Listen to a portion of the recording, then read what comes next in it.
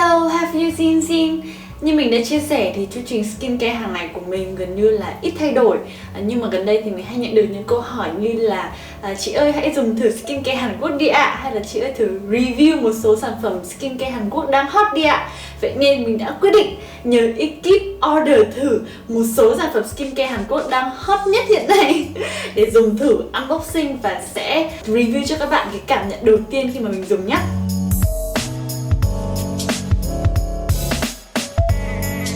Bây giờ hãy xem mình đã order những món gì nhá. Ở đây có 5 món lận của những thương hiệu như là Sun By Me, Klairs và Skin 1004.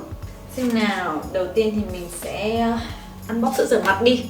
Hãng này là của Sun By Me, có tên là Bye Bye Blackhead 30 Days Miracle Green Tea Top Bubble Cleanser. Hình như hãng này có chị Đông Nhi làm đại sứ thương hiệu ở Việt Nam thì phải.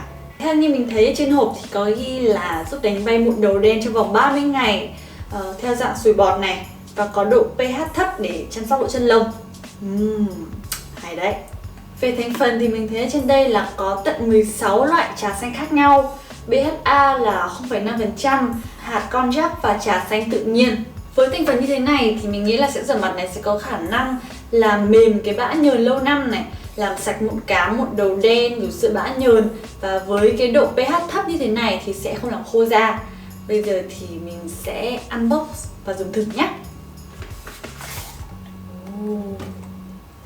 Kim ơi!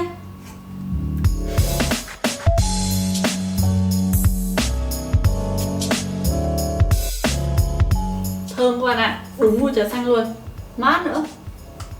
Mình đọc hướng sử dụng là phải đợi bôi xong rồi đợi 3 phút cho nó sùi bọt hoàn toàn, xong rồi mới massage để cho nó đi hết cái mụn đầu đen.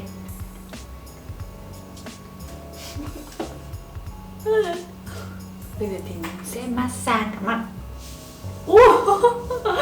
Sốc quá.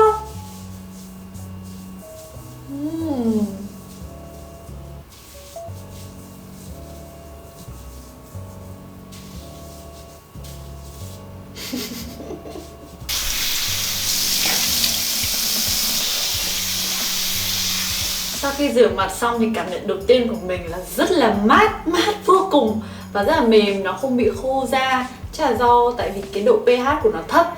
Và tiếp theo là mùi thơm và đúng của mùi trà xanh tinh khiết luôn ý. Và đặc biệt là vùng cánh mũi của mình hay bị da nhờn thì bây giờ sờ rất là sạch. Mình nghĩ là bạn nào mà da dầu thì dùng cái này sẽ rất phù hợp đấy. Sữa rửa mặt xong rồi thì bây giờ mình sẽ đến toner đi. Toner của Klairs Supple Preparation Facial Toner. Dòng toner này là dùng để làm sạch và dưỡng ẩm. Nhìn bao bì thôi là đã thấy bảo vệ môi trường rồi đấy. Về thành phần mình nhìn ở đây thì có là phyto oligo. Cái này nôm na có thể hiểu là nó là một cái hoạt chất kháng khuẩn chống viêm, nhưng mà không làm khô da và dành cho da nhạy cảm. Thành phần tiếp theo thì là axit amin, có chiết xuất từ lúa mì thì sẽ có khả năng làm giảm mẩn đỏ và làm lành các vết tổn thương trên da. Cuối cùng là các hoạt chất chống viêm thì sẽ có khả năng làm mềm và làm dịu da. Và ngoài ra mình thấy ở đây là có cân bằng độ pH này, làm cấp ẩm sâu và làm sạch thoáng da thì sẽ đặc biệt dùng cho da nhạy cảm. Bây giờ thì mình sẽ bóc nó ra nhá. Chai trông rất là xịn. Mùi thơm đúng kiểu thảo mộc luôn. Mình rất thích cái mùi kiểu này, thậm chí là mình đã mua một loại tinh dầu mùi na ná như thế này để xịt phòng rồi. Cái này thì là toner dạng lỏng. Sẽ cho ra.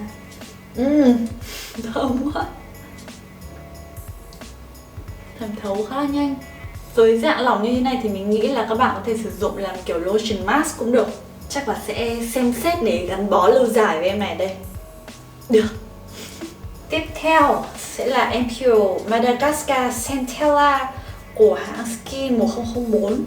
Hình như cái loại này là phiên bản mới, tại vì mình nhớ là cái chai trước đó phiên bản mà 100% rau má thì nó là có thiết kế màu xanh cơ. Theo như mình biết thì rau má có rất nhiều tác dụng tốt như là làm lành các tổn thương da mụn này, làm phục hồi da, làm mát da, cấp ẩm rồi dịu da. Tuy nhiên là mình lại không muốn được rau má. Thế nên là bây giờ mình sẽ dùng loại này để cho da mình là uống rau má thay nhé. Thiết kế mới nhìn trông sang chảnh hơn hẳn. Dùng thôi, xem có khác gì không nào. Hình như là tinh chất này không có mùi gì cả.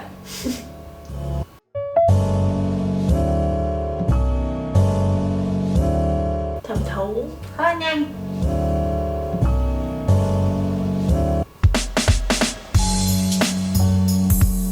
Tại vì do mình cũng đã biết về cái em tinh chất này rồi nên là mình cũng sẽ recommend cho bạn nào mà đang trong quá trình trị mụn. Và bật mí một chút là nếu các bạn mà sử dụng em tinh chất này kết hợp cùng với các sản phẩm trị mụn thì sẽ giúp làm giảm tình trạng da bị khô và sẽ giúp da mau lành hơn. Em serum tiếp theo là đến từ hãng Klairs, có tên là Midnight Blue Youth Activating Drop. Nghe tên là biết là để chống lão hóa rồi. Bây giờ thì mình sẽ xem thành phần nhá. Có Intensive EGF Peptide Treatment. EGF ở đây có nghĩa là Epidermal Glow Factor, có nghĩa là yếu tố tăng trưởng biểu bì. Hóa chất này theo mình được biết thì nó có khả năng làm liền sẹo này, mờ nhăn, làm sáng da, rồi dưỡng ẩm và ngăn ngừa khả năng tăng sắc tố da. Bây giờ thì mình sẽ bóc ra nhá. Chai rất bé xinh xinh. Uầy, màu xanh blue luôn ấy. Lần đầu tiên mình thấy một cái serum nào có màu xanh như thế này. Chảy ra tay. Uầy, ảo diệu phết nhỉ. Cái này nó cũng có một cái mùi thơm rất là nhẹ, rất là dịu thôi. Để khi mà dùng xong thì nó cũng thẩm thấu nhanh, mặt mình cũng khô luôn. Sản phẩm này thì thích hợp với những bạn nào hay phải tiếp xúc với nhiều ánh nắng như mình, như là đi quay phim, chụp hình, đi du lịch. Tại vì cái này là sản phẩm chống lão hóa nên là mình sẽ recommend cho những bạn nào mà 20 tuổi trở lên nhá.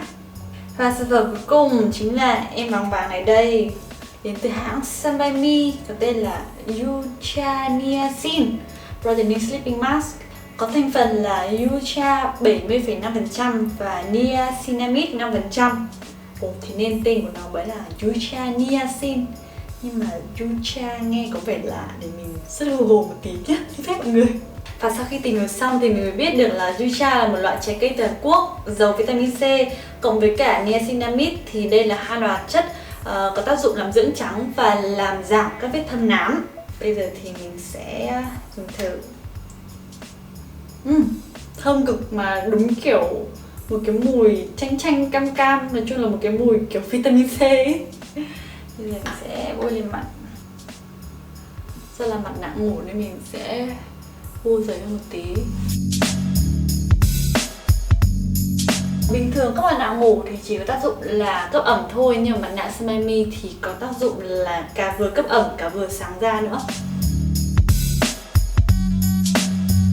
Vậy là mình đã vừa unbox và vừa dùng thử 5 sản phẩm đến từ các hãng là Klairs, Sunbyme và Skin 1004. Và mỗi sản phẩm thì lại có những công dụng riêng, đặc tính riêng, phù hợp cho những cái nhu cầu chăm sóc da khác nhau. Hy vọng là qua clip này các bạn sẽ có thêm gợi ý để lựa chọn sản phẩm skincare cho mình nhá.